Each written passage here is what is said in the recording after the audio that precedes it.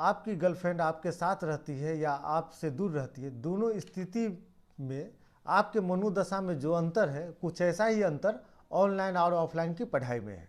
नमस्कार दोस्तों, मैं हूं अमरनाथ प्रसाद।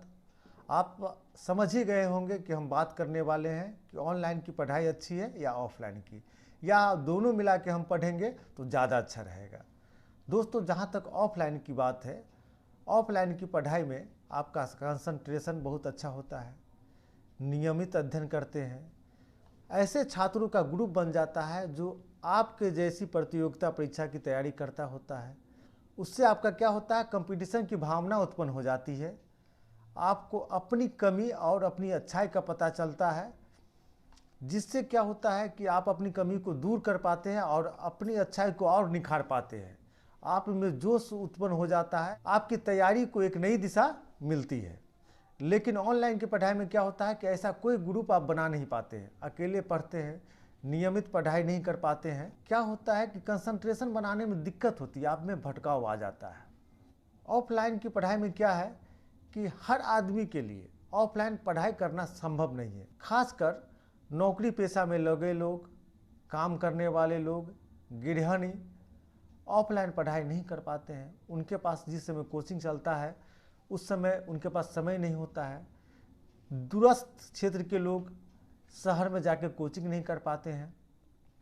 तो ऑनलाइन उनके लिए रामबाण है, उनके लिए एक नई दिशा दिखाता है, एक नया मार्ग प्रशस्त करता है। वो घर पर रहकर भी पढ़ाई कर लेता है और बहुत ऐसे लोग हैं जो ऑनलाइन के माध्यम से पढ़ाई करके सफलता प्राप्त की है। ऑफलाइन पढ़ाई में दिक्कत क्या है कि ऑफलाइन का पढ़ाई बहुत खर्चीला होता है। आपको लगभग 10 गुना ज़्यादा फ़ी है ऑनलाइन के तुलना में। उसके बाद जिस शहर में आप कोचिंग करते हैं वहाँ रूम लेकर पढ़ना होता है। आने जाने का, गाड़ी का भाड़ा, खाने का खर्चा, रहने का खर्च बहुत ज़्यादा हो जाता है। जबकि ऑनलाइन पढ़ाई में आपको कहीं जाने की ज़रूरत नहीं होती है, भाग दौड़ से बच जाते हैं, कहीं ट्रेवलिंग नहीं करना पड़ता है। आप अपने घर में अपने हिसाब से अपने वातावरण में रहकर पढ़ते हैं, बहुत ज़्यादा सुविधा होती है। गरीब आदमी के लिए यह तो बहुत अच्छी बात है। जो लोग ऑफलाइन पढ़ाई का खर्च वहन नहीं कर सकते हैं, उनके लिए तो ऑनलाइन एक उपहार स्वरूप है। जब हम लोग ऑफलाइन पढ़ाई करते हैं तो समय से कोचिंग जाते हैं, नियमित जाते हैं। दूसरी तरफ ऑनलाइन में यह नुकसान हो जाता है, जब ऑनलाइन पढ़ते हैं तो नियमित अध्ययन नहीं कर पाते हैं। पता चला कभी 7 बजे पढ़ रहे हैं, कभी 8 बजे पढ़ रहे हैं, अनुशासन में नहीं रहते हैं। दोस्त आ गया तो उसके साथ घूमने चले जाते हैं, तो ऑनलाइन में यहाँ नुकसान हो जाता है। ऑफलाइन में एक दिक्कत क्या होती है, क्लास छूट गया, कहीं किसी परेशानी या कोई काम से क्लास नहीं कर पाए तो रिवर्स करने का कोई ऑप्शन नहीं होता है, आपको टीचर दोबारा नहीं पढ़ाएगा। तो इस मामला में ऑनलाइन ज़्यादा अच्छा है। ऑनलाइन में अगर कोई टॉपिक समझ में नहीं आया, अगर किसी काम में आप फंस गए तो उसको रिवर्स करके देख सकते हैं। कोई काम आ गया तो पॉज करके रोक सकते हैं। आपको तेज़ वीडियो समझ में नहीं आ रहा है, धीरे धीरे चला कर देख सकते हैं। ऑनलाइन में यहाँ बेनिफिट हो जाता है।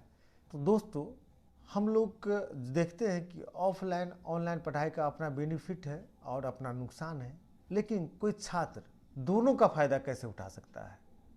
मेरा यह मानना, मैं इसका समर्थक रहा हूँ कि ऑफलाइन कोचिंग करना चाहिए, लेकिन जो नौकरी पेशा में लगा हुआ व्यक्ति है वो ऑफलाइन कर नहीं सकता है। तो जो लोग ऑफलाइन कोचिंग करता है वो ऑनलाइन का भी कुछ फ़ायदा उठा सकता है। जैसे एक एग्जाम्पल के तौर पर हम बताना चाहेंगे।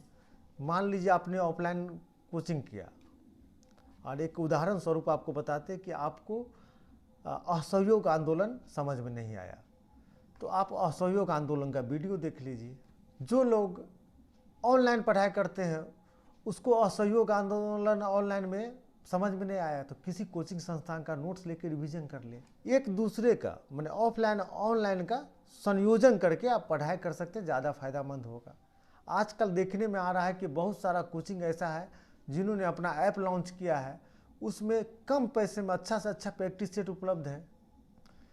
तो ऐसा भी कर सकते हैं, एक प्रैक्टिस सेट का बुक ले लीजिए और कुछ ऑनलाइन प्रैक्टिस सेट परचेज कर लीजिए, दोनों को मिला के चलिए, मिला के पढ़िए।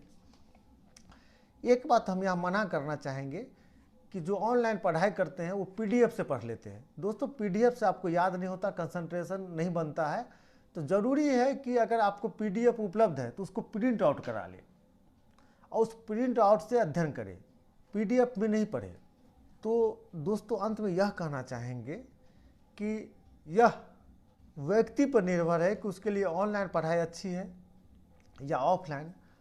इसमें आपको देखना है आपके पास समय कितना रहता है, आपके पास कितने का बजट है, आपका गार्जियन कितना खर्च कर पाता है।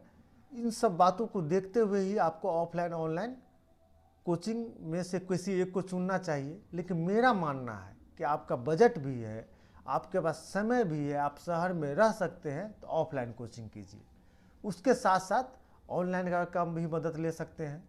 तो दोस्तों मुझे लगता है कि आप अपने अनुसार इस वीडियो को देखकर समझ सकते हैं कि आप किस सिचुएशन में आते हैं, क्या आपको करना चाहिए, नहीं करना चाहिए। लेकिन मेरा यह मानना है कि आपको ऑफलाइन स्टडी करना चाहिए और ऑनलाइन का भी सहयोग लेना चाहिए। बहुत बहुत धन्यवाद।